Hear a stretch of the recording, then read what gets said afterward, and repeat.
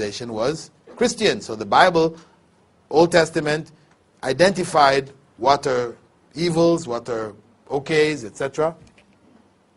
So now when we take away the Bible, how do we determine what's good and what's wrong? Evil. Democracy. We have a principle here. Democracy, where the majority agree on something, that's what's good. If the majority don't agree, they feel otherwise, then that's what's bad. That's our principle. What that does, of course, is it removes any solid basis for morality in the society. Because if the majority feels something is good today, it's good. If they think it's bad tomorrow, it becomes bad. What was bad today can become good. So, where is your basis? And that's exactly what has happened in the society. That the values that were held have been turned upside down. Before the 70s, if you asked anybody in the 60s, for example, about homosexuals, they would say, oh, bad people, corrupt, sick, an abomination unto the Lord, as in the Old Testament. And the psychiatrists considered them to be ill. They had all these treatments in their psychiatric manuals, electric treatment, drug treatments, all kinds of treatments for them. But by the middle 70s, things turned around. All of a sudden, you ask the average American, what's the case of homosexuals? They say, alternative lifestyles. It's just another way of living, Different strokes for different folks. That's how it's put, Who am I to say? I personally not, but if they wanted to be that way, that's their thing. It's okay. And the psychiatric profession removed the illness of homosexuality from the book, and they replaced it with what? Homophobia.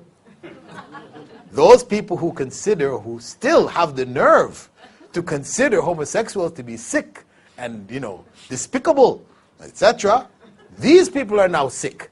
And they need to go to the psychiatrist and get, reprogrammed, corrected, right? And I don't know if you've been following the news, but recently I was banned from Germany for life, right? I gave a lecture in Germany, in Frankfurt, Germany. This is just 2 months ago. And alhamdulillah, big public lecture. After it, 17 Germans accepted Islam. Alhamdulillah. After that, on my way to the hotel, the German SWAT team came and surrounded the car and took me down to the police station and read me a manifesto from the mayor of Frankfurt saying, you are banned from Germany for life. Why? Because you advocate the execution of homosexuals. I said, what? How is that? Islamic law says that, if you're caught in the act in an Islamic state, you will be executed. If you've been seen by 4 witnesses, etc., execution, that's the law. They say, but homosexuals are a respected part of our society whose rights should be protected against anyone who would speak ill of them.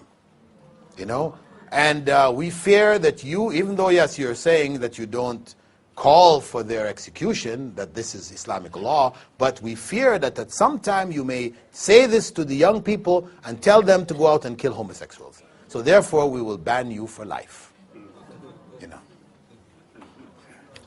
So, Allahu Akbar. This is their position. And of course, this is just an ongoing saga with the homosexuals. So if you go on YouTube and you click Islam and homosexuality, there's only one lecture, mine. I gave one lecture, a part of a series of lectures, which basically was in defense of Islamic law and its rulings concerning adultery, theft, etc. It talked about many other things, but among them was homosexuality and its punishment in Islam. It was a lecture given in defense of Islamic law.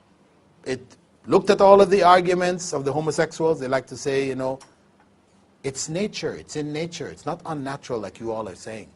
Because we can find a fish off the coast of Japan who, when the male mates with the female, he now starts to act like a female. So the other males come and try to, mate with him, and that way they don't get to his female. Yeah, there's a fish like that off the coast of Japan. And there's also a butterfly in South America that does the same thing. So he said, it's not unnatural. So I said there that, okay, we also have the black widow spider. The black widow spider, when she finishes mating with her husband or mate, she kills him and eats him. So is that okay now? We say it's natural for wives if they, have that inclination to kill their husbands and eat them. So I said, so I went through their genetic arguments and all the different arguments, and I showed that they were false. So I've attacked the homosexuals according to their judgment, because it is not for them, it's not enough to say, well, okay, we accept you. You have the right to make your choice. No, they're saying, don't even say anything against us. Not only toleration, we want to be respected and liked. And they have now introduced into the educational systems of the West. In the States, kids in grade 1 on the East Coast have a book which is called My Two Dads. Yeah, grade 1, My Two Dads. In it, Johnny has two dads, Tommy has a dad and a mom. But Johnny's two dads, they're really great guys. They take him to the beach, they take him to the playground, they take him here, they take him there, to get the children used to the idea of two dads. In England, the book they have is called The Prince.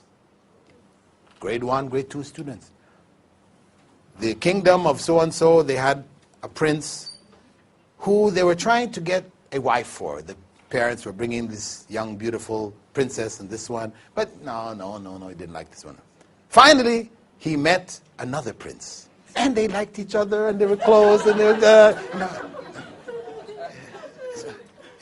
very subtly feeding these ideas into the society. So they are coming at that civilization, they're coming at them in full force. And of course, it's coming at us too. Because from there, it comes to us. It's just a matter of time.